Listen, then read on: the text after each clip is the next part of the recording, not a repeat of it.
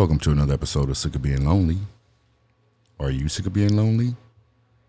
If so, visit sickofbeinglonely.com because we can help. Now, today's subject is about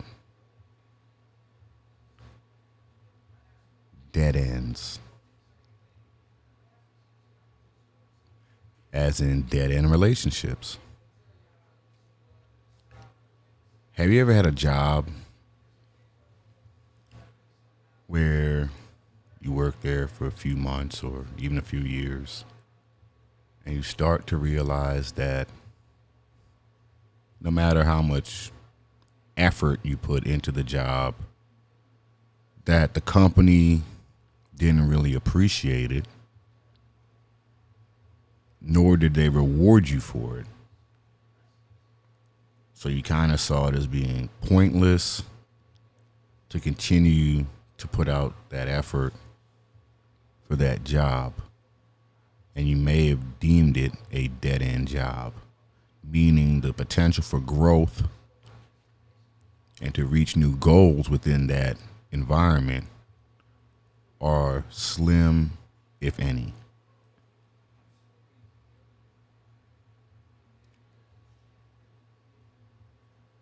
In relationships, you can put a lot of time, money, energy, and resources into it and come to find that you are not getting the appreciation or the recognition for such efforts. You can see this right away, or you can see this over a period of time.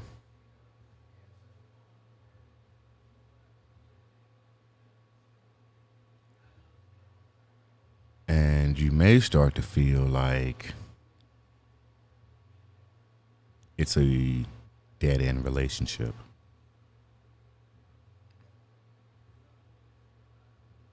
Now, if you are indeed in a dead-end relationship, what are you going to do about it?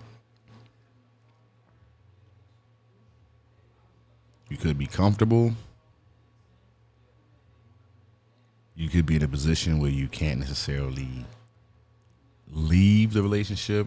You could be financially binded. You could have joint assets. You could have children, or a combination of all the above. So, what should you do if you are in that situation? What should you do?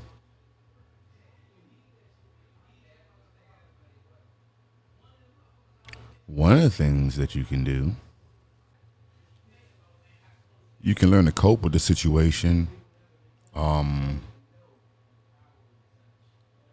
You can do the wait till the children are old enough to be out of the home and then split up routine. A lot of baby boomers practice that one. The results are still out on that. Some people it worked. Some people it had the same effects as if they had broken up when they were younger. So that's a decision that you'd have to make. Teach his own. Every relationship setup and scenario is different.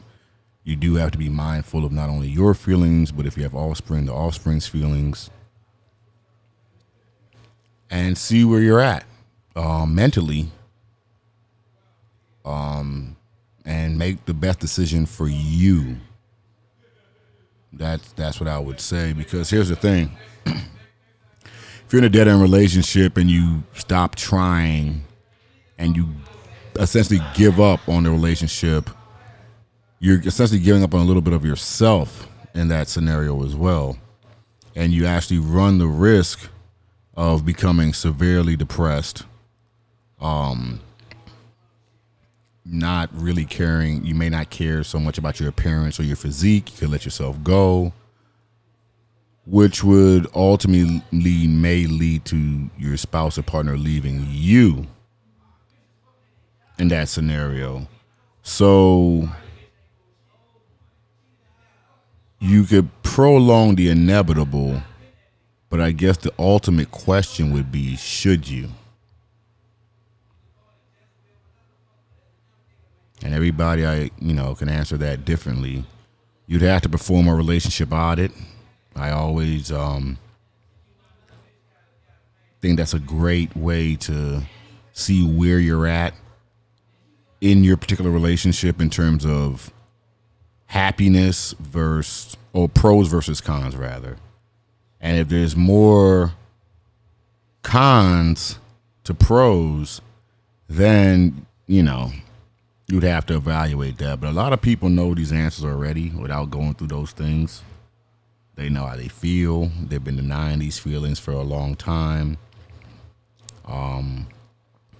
And it's gotten to the point now where they could have avoided a dead end relationship situation, but by not being proactive when they saw the signs or when they had these feelings, they didn't avoid or avert it. And now they're indeed in a dead end relationship. So my advice would be to the listeners out there, if you could avoid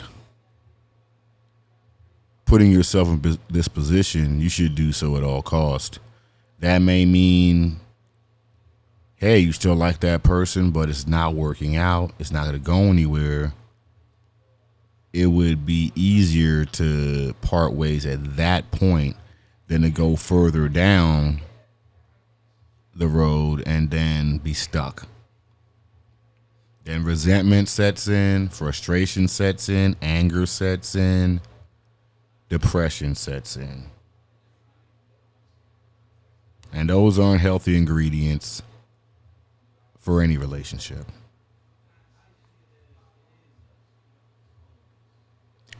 So, if you are in a relationship and hasn't reached dead end status, perform your relationship audit, check your pros and cons list, make your list and check it twice, and then make the best decision for you.